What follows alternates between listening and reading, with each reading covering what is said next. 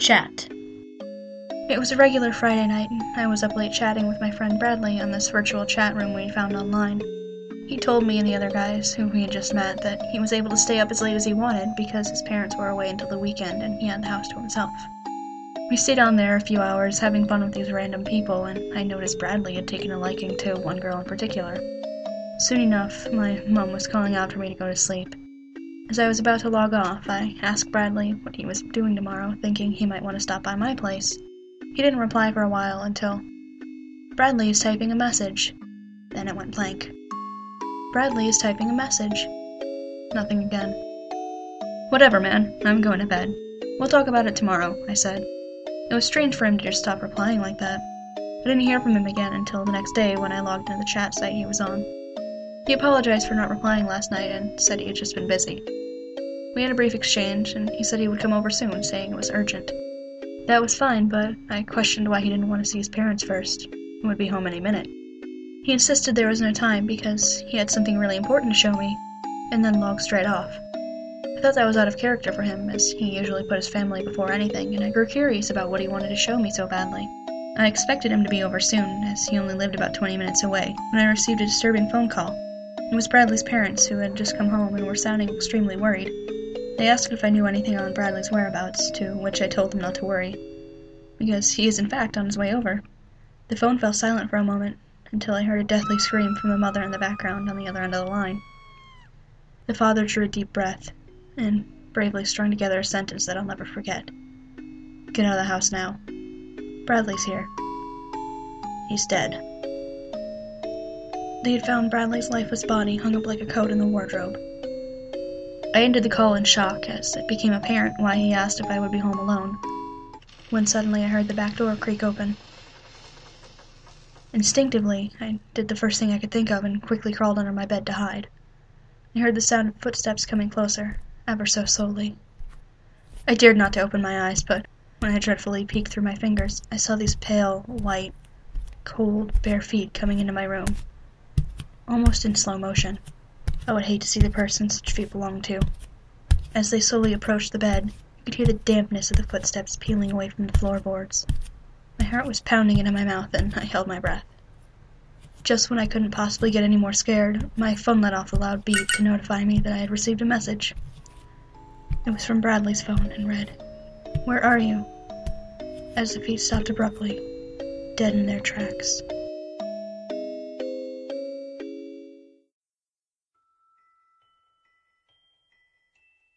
Kissie Sykes. September 14th. My doctor suggested I start keeping a journal in order to organize my thoughts. Said it would help reduce stress, and God knows I need that. I don't even know what to write. I've never done the journal thing before, but I guess I'll start simple. My name is Milo Stokes, and I'm a corporal in the U.S. Marines stationed at Cherry Point, North Carolina. Almost a year ago, my wife left me after 4 years, said she couldn't take this lifestyle anymore. Can't say I blame her, though. If I had a way out, I'd take it too. This place is a fucking hole. But I don't. September 23rd. It's been a little while since my first entry. What can I say, this shit's new to me. Though I'll admit, writing whatever I happen to be thinking is sort of liberating. As of right now, nothing new to report. Same old bullshit at work, drinking every night, screaming at the walls, you know, normal stuff. September 26th. Okay, so I'm really hoping my own fucking journal isn't gonna judge me here, but I've always been afraid of the dark. Not the dark itself, but the prospect of what may be in it. The unknown. And don't get me wrong, this doesn't mean at all that I avoid it. On the contrary, I'm sort of a thrill seeker and get a rise out of scaring the shit out of myself. Mary, my ex, by the way, and I used to hang out in graveyards at night. Kinda weird, I know. Taking pictures, just in the hope that we would find something. And her? Man, she would see shit all the time. Especially here. In this house. One night, shortly after we had moved in, I was in the living room watching TV while she had headed to bed. After a while, I heard some loud movement and she shouted my name. I rushed over and into the bedroom to find her sitting up in bed, blankets up to her chin, staring wide-eyed at one particular spot in the room. She explained that she was falling asleep when she heard a sound, something like a knee cracking, coming from the direction of the closet. She looked over to see a man in uniform staring at her from the closet doorway. well, not staring at her, she elaborated, more like staring through her. She'd glanced at the bedroom door while calling my name, and when she looked back, the man was gone. The next day she described him to me. Going on Google, I searched the specifics of his uniform and found out it was a Marine Corps service uniform from the World War I era. She saw him a few more times, once just standing in the hallway, staring through her. Nothing particularly threatening, he was just kind of there, watching. September 27th. Fell asleep typing last night, never finished the entry. Woke up late for work, got bitched at, the usual. So anyway, after she started seeing this guy, we would do like we saw on the paranormal shows and set up a recorder to see if we could catch any strange sounds or voices digitally. We met with some success. We got a few weird sounds as well as some moderately audible voices. Every time it would be a deep man's voice, sort of what we expected. Throughout the time we did this, we got some that were memorable, such as, "He's not a bad boy," which I can only assume referred to our newly bought beagle puppy, Dayton. "It's so cold here," is another one we could make out, deep and raspy. Again, not altogether surprising, as we had a habit of keeping the AC lower than most people would find comfortable year-round. But the one that stuck out and haunts me to this day happened probably a few months before we split. I was still recording, mostly out of habit, when one day I heard, "We won't always be here." The next few lines were hard to make out, but it definitely ended with, "protect you." I still wonder what he meant by protect you. September 29th. So in relation to my last entry, the voices on the recording stopped altogether when she left.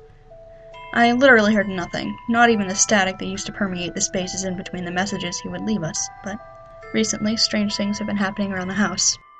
I'll see what looks like children playing outside the windows, but when I go to check, there's nothing there. Probably just the nerves. Gonna finish this drink and then head to bed. October 1st. Alright, so I was on duty at the barracks last night and some weird shit went down.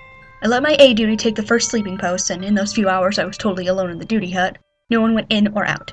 So tell me why I found a fucking ragdoll just sitting in the middle of the passageway just outside. All the Marines that live here are at least 17 and up. Who the hell would own a ragdoll? And who would just leave it lying in the middle of a hall, staring at me? October 2nd. I'm having a hard time typing this as my hands are shaking pretty badly. All these recent incidents going on lately have been a totally different manner than the ones I'm used to. No strange but accurate observations on the state of the house. No still, harmless specters standing in the halls and closet. I've been hearing voices without the recordings now. Kids' voices. And occasionally I'll hear the voice of an older woman, and then everything will stop. Dead silence. This all reminded me of the time we started looking for info on our uniformed ghost, looking up the legends and ghost stories that Cherry Point has gathered over the years since its construction. We didn't find anything on our World War I Marine. This is what we did find. Havelock, Marine Corps Air Station, Cherry Point. It is said that the ghost of Kissie Sykes haunts a flight line in the housing looking for her children. She does not like men, and the men who yell at kids are in big trouble. There's a story of a young Lance Corporal on post who was found the next morning huddled in a ball in the corner of the guard shack crying, "She wants her kids. She wants her kids." In the housing you can hear children playing, and from personal experience, Kissie herself appears in children's bedrooms after they're put to bed. Toys in the children's rooms are moved when they aren't even there. There are many different stories as to Kissie's origin, but the most common theme is that she and her children were abused and murdered by her husband, who had returned from war suffering from shell shock, now known as post-traumatic stress disorder. She and her children were buried together on base, but upon construction of the current flight line, half of the graveyard was relocated to another section of the installation. Separated from the graves of her children, she now searches for them, taking vengeance on men who have mistreated their families. Being the graveyard rats we were, we set out not long after to learn what we could about Kissie Sykes. We found her grave on one side of the flight line, just as the website described. On the other side were several smaller graves, some bearing only a first name, most without any dates. And suddenly, the only thing I hear in the ears of my mind is the last recording we got from our uniformed guardian. "We won't always be here. Protect you." The lights just cut out. Except for the light of my computer screen, the entire house is pitch black. "What do you want from—"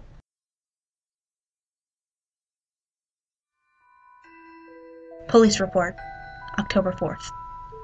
After missing an entire workday, Corporal Milo Stokes was reported missing by his platoon. PMO was immediately dispatched to his residence to investigate, and soon found him dead sitting at his computer desk. The cause of death has not yet been clearly determined. However, the rate of suicide within the Marine Corps is currently the highest in the nation. Upon investigation, it has been speculated that Corporal Stokes took his own life in a manner yet to be determined, in response to increasing workplace pressures, an alcoholic tendency, and his pending divorce. End of report.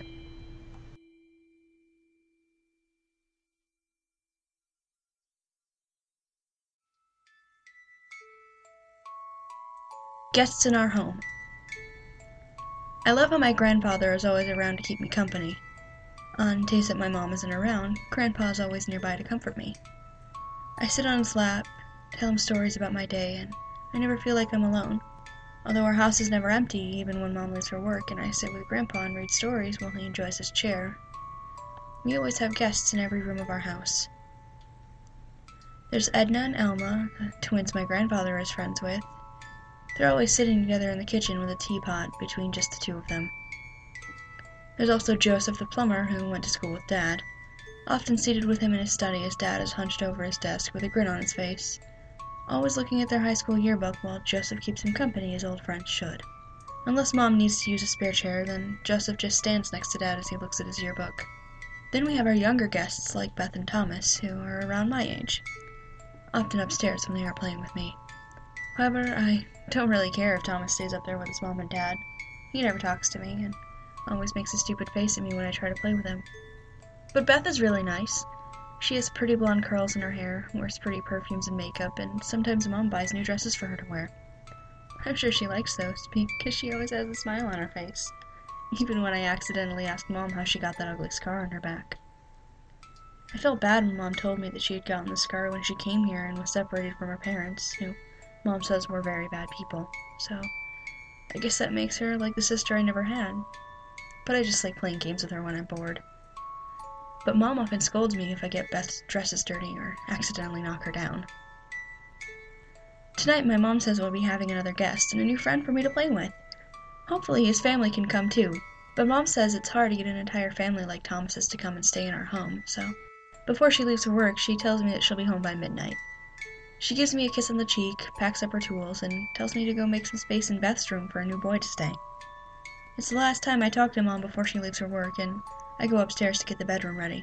It takes me a while, and by the time I'm done I don't want to play with Beth like I usually do. So I grab a storybook from Beth's shelf and go downstairs to the living room. As always, Grandpa is there, sitting in his rocking chair, waiting for me to come and sit in his lap and tell him how my day went.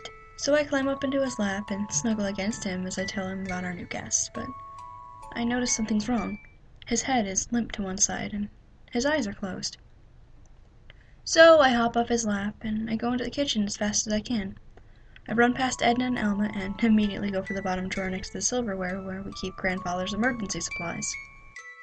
I go back into the living room, stopping at the doorway to remember my manners, and I say, "Good evening," to Edna and Elma before I go back to Grandpa. Carrying the supplies in my arms, I drop them behind Grandpa's chair and look up at his neck. "Grandpa, your stitches came out again. It'll take me forever to fix your neck, just like last time." If only Mom had sewn you shut with a machine and used beads to stuff you like she did to Beth, instead of that flimsy cotton. Then you wouldn't be falling apart all the time. But I'm not upset with him. It's not his fault. Mommy was only learning when she first brought him over as a guest. We'd only just moved into the neighborhood, and she had wanted to make sure that we never had to be lonely ever again. But of course now our guests can sit straight and never fall over, and Mom says that someday she'll be sitting next to Grandfather while I'm out bringing new guests to keep us company.